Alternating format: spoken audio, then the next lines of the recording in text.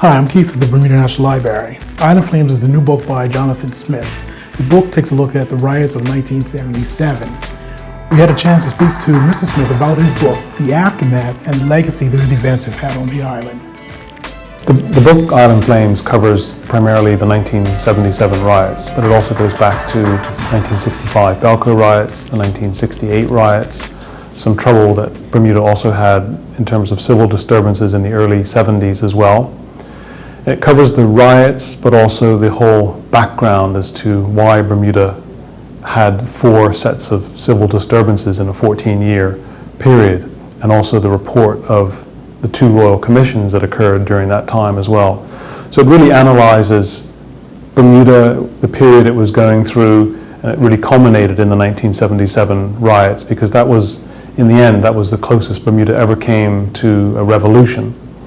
And analyzing why Bermuda reached that point was just as much, it was just as much about the rioting and just a bit of historical lesson about why Bermuda got to that point in 1977. So that's why the book is fundamentally about the riots, but it's a real backstory to why Bermuda reached that point.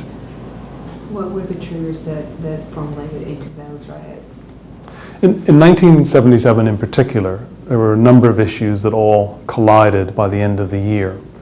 And it was, in a way, it was almost like a perfect storm for civil disturbances. There was a political divide, a racial divide, a huge debate about the death penalty.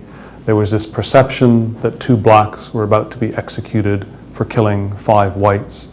And a number of the politicians were saying that even that decision through the judiciary was racially motivated as well. This is what the politicians were saying and suggesting at that time. So there had been a legacy of centuries of discrimination that the successive royal commissions had found. So by the end of 1977, all those issues collided, forced a very deeply divided community, and then the final trigger was the actual executions.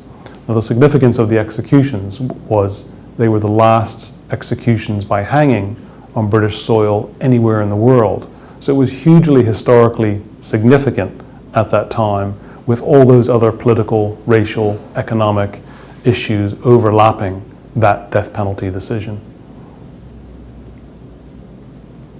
So what was your key motivation for actually writing this book? What triggered it? The key motivation was through 2012, I just finished reading another book on the police commissioner and governor assassinations through 1972, 1973, and that was the book by Mel Eiton, a book called Justice Denied. And then the minute I finished it, I realized that the unanswered questions were, well, what happened 5 years later? We know all about who was convicted of the murders, but the more substantive story, I believed, was why Bermuda reached a precipice in 1977, literally on the edge of a cliff, with the civil disorder that it had. So it then became a sort of work on the death penalty, the executions, the UK policy towards Bermuda, and Bermuda being an overseas territory, the role of the politicians, the role of the diplomats, and uncovering what was quite a tangled story about the actual death penalty decision.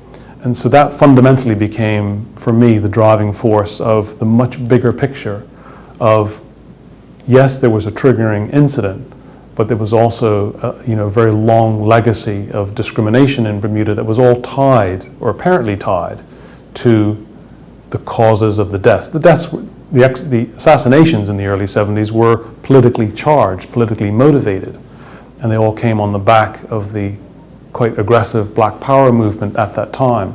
All of that had been quite well documented, but the less documented part was the actual riots and why Bermuda reached the point that it did. And then the outcome, of course, was the 1978 Pitt Commission, which I cover in quite a bit of detail as well. What's the overall message? What do we get out of this book? What are we supposed to take away from what we read? Right. The overall message of the book is, I guess, first to inform. There's a lot of new information that comes out through recently declassified files from the UK's Foreign and Commonwealth Office, all accessible through the UK National Archives. So I drew upon that lots of other research that had been done already, and then a lot of my own primary research. So the fundamental lesson, or I think it can be drawn, is it's a book that seeks to inform, but it's also a book that seeks to analyze Bermuda and answer fundamental questions about why Bermuda was at the point that it was in 1977. Successive commissions found that race was at the core of the problems that we as a country faced. Not just race, but it was the access to the economy, which was seen to discriminate against blacks. Now, those aren't the words of the author sitting before you today. Those are the words of successive royal commissions that found a deeply divided country, a country that had to reform.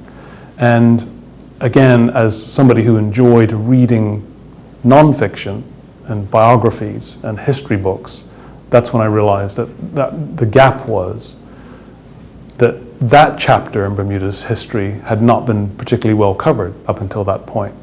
And the significance of it was the Pitt Commission of 1978 is arguably the most, the document of most significance probably in the 50 years prior and in the near 40 years since that commission have reported. There's been no other document that has been so pivotal in sort of driving change in Bermuda. What do you see as the biggest change from 77 to current day? If you look at some of the underlying issues that are commented on in the Pitt report, and I'll list 5 or 6. Race was always at the core of what they reported on, and 1977 was a period of where racial discrimination was practiced reasonably widely. The fundamental issues that they reported on were the race issue, an underperforming education system, an immigration policy that was seen to discriminate against blacks by being more progressive towards white immigrants. Some problems on the provision of housing and social assistance, and the access to the economy, and the voting franchise. Those are sort of the 5 or 6 of the real big issues. When you fast forward to 2015, one of the more novel things I did for the book was I invited a former government statistician to pen a chapter all to himself, of which I gave no editorial oversight to. I said, you have free rein to write in 2015 on what you think some of the underlying issues are or are not that prevailed in 1977 and what prevails now. And an argument can be made that of those 5 or 6 issues, all of them are still bubbling to the surface in one form or another, except the voting franchise, because that was the one that was fundamentally changed by the constitutional change of 2003, which is deemed pretty much by all parties to have been fair and has stood the test of time now 12 years on. But to one degree or another, all the other issues, the wage disparity, questions about immigration policy, questions about race and how blacks and whites are not only treat themselves, but treat each other, and how they're treated in the work environment. Still an education system, public education system, that has still got some huge question marks about its overall performance. So it is interesting when you analyze in 2015 how some of the same prevailing issues are still being debated by politicians today, being debated in the community today, and have still not been resolved to the point where the country can close the book on some of them. And I think that is what the book invites the reader to look at as well.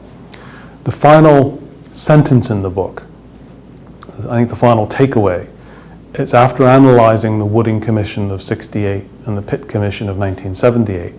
The final sentence says, and I'll paraphrase, is that if ever Bermuda ever has another royal commission, then the real test will be whether that commission makes comment on, or has to make comment on, the 2 big issues of race and access, fair access to the economy by both the black race and the white race in Bermuda, because they've been reported on by successive commissions as being the fundamental issues that Bermuda had to address. So I think the real test would then be, if ever there was another commission, can those 2 issues have been resolved by then? And I think that's the test that Bermuda needs to test itself by. Do you have any personal recollections that you should share about what you experienced as a teenager? Yeah, I was just a teenager at the time. I do remember a very divided period, both racially, but I also remember a period of quite immense tension. And the tension was caused primarily because everyone knew that these executions were pending. The whole country knew of the significance of them. But the tension was exacerbated by the fact that there was a parliamentary announcement 7 days prior to the executions. So we then had a period that I recall, a 7-day period of immense stress, a lot of public protests, a lot of political arguing, a lot of finger pointing as to who was responsible, and a lot of efforts being made to prevent the executions taking place. And I do remember largely a white community being in favor of the executions, and largely the black population in Bermuda was against the executions. And the research has shown that just about every single black organization in Bermuda of substance came out with public statements in that final 7 days against the executions. The Working Men's Clubs, the AME Church, the Bermuda Ministerial Association, the Bermuda Industrial Union, the Progressive Labor Party. So the list went on and on and on. So that exacerbated the divide that Bermuda had at the time that I would certainly remember as a teenager. And then physically, we lived in Paget, so we were slightly elevated in Paget. We could see across the harbor, and I remember seeing 2 to 3 successive nights of the glow of fires as Hamilton was literally burning from across the harbor. That I do remember. I remember the curfew and the limitations that were placed on our ability to travel through Bermuda after dark. But I do remember, as a teenager, I had a camera, and I went round to the back of town after the riots with my camera, and I remember taking photographs of some of the riot scenes. But I do definitely remember the tension in doing that as well. Your advice to other up-and-coming writers, not only on the writing part, but also the publication and marketing of it. Right. So I think if I had advice for any other writer, particularly in the Bermuda market, it would be this. One is to have a passion for what you're doing, passion and an interest. Secondly, to pick a subject that is likely to resonate. I mean, there are a lot of good writers out there, but if you write in such a niche, then it's not likely to have a lot of people that are particularly interested. So I did sense a gap in this particular period of our history. I was relatively intuitive in terms of having lived through that time myself, that there was a story to be told, a period to be researched. So pick a subject that's likely to resonate with as broad a possible audience. The research side of it, I had to substantiate the research. So the book, Island Flames, has close to 1,100 referenced sources. I had to be very careful to ensure that if I was quoting anybody, where that quote came from. If I was using anyone else's research, to make sure that I was able to attribute that research and where it was done and when it was done. And any document that I looked at, reviewed, and paraphrased, that I sourced where that came from. Because then it withstands the real test of future scrutiny and whether it will ever be used as a reference point itself. So the other part that we utilized for the release of Island Flames was to try and do our marketing in a slightly different way, and I guess there's a few lessons that I can share with that as well. One thing we did, which I think I know worked well, was to serialize the book over a period of 6 months with a new up-and-coming news website. And that attracted a lot of our initial interest in the book, a lot of our initial inquiries, basically sort of drip feed over a period of 6 months, extracts of the book. So people became aware, they started talking about it. We know that worked well. We had a 2-year very active Facebook presence with periodic updates on the book itself. We also used Facebook to reach out to a much broader audience to ask for information. Do you have photographs? Do you have memories? Do you have recollections of being at this particular place or that particular place? And that worked well as well. So some of the references in the book are actual Facebook posts which we've attributed to the person who penned that particular post. And it was their recollection of the riot. We've used a few of them. And then in the final stages, calling in some other people, professionals who could help on the video promotion side, which is not necessarily for everybody, but this is a highly visual story. So I knew that. So I knew the benefits of going to a 45-second promotional video, because it's a story about the riots and why a country exploded in the way that it did. And then the final point, which seems to have worked well in terms of overall marketing, and this may not be for everybody, but it was a strategic decision we made, was to partner with one particular retailer. Because the minute you go exclusive with a retailer, you tend to get more attention from them, and it's better use of advertising.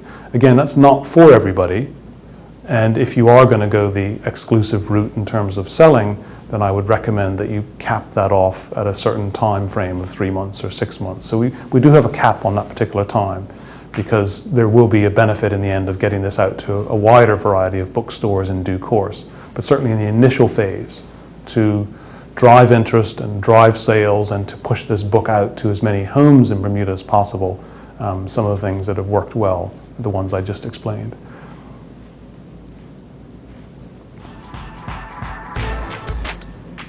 That covers it all? All right.